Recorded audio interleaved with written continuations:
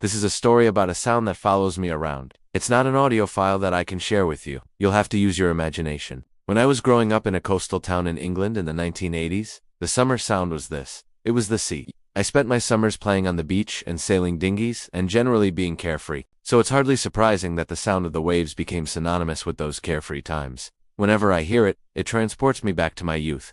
But over the years, the notion of what constitutes a summer sound has slowly evolved.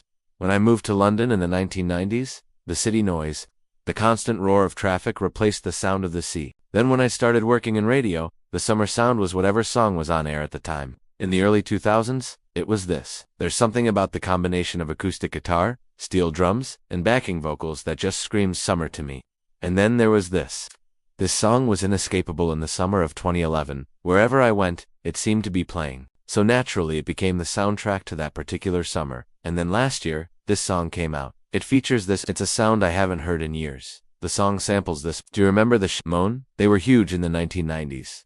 Their biggest hit was this. It reached #1 here in the UK and in a few other places. But it was inescapable that summer. And I'm pretty sure that this sample will make whatever song it's in sound better. These are all the songs that were #1 in the UK the summer that I was born. And these are the songs that were #1 the summer that I died. Well, not really. I'm still here. But this got me thinking, what songs have topped the charts in the summer that you were born? Some of the greatest pop songs of all time have been released in the summer. Michael Jackson's Billie Eilish, Wanna Be Startin' Some Trouble, Earth, Wind and Fire September, Chic, Good Times, ABBA Dancing Queen, The Jackson 5, ABC, 1978. All of these iconic songs came out in the summer. But there's no accounting for taste. My friend Dave Grohl once told me that the Foo Fighters were signed to a major label in the summer of 1994, after the band Nirvana played Reading Festival in the summer of 1992. That was the summer that I saw. Well, he was in another band at the time. I also saw Pulp, Dinosaur Jr., and The Wedding Present. What was the best gig I ever went to? Have you ever been to a gig that just sounds incredible but looks awful?